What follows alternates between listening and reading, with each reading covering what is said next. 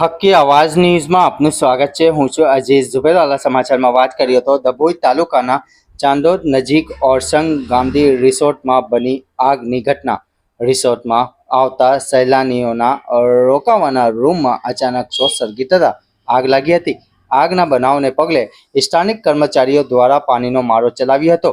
મળતી વિગત અનુસાર શોર્ટ સર્કિટ થતાં આગ લાગી હોવાનું પ્રાથમિક તરણ હોવાનું જાણવા મળ્યું છે।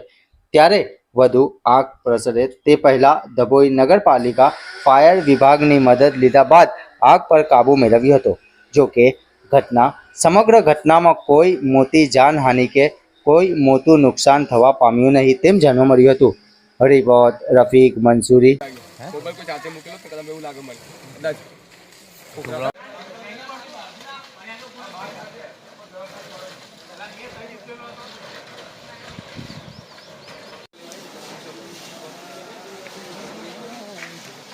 आपको हाजी बारी अंदर दे नाम नहीं मिलता।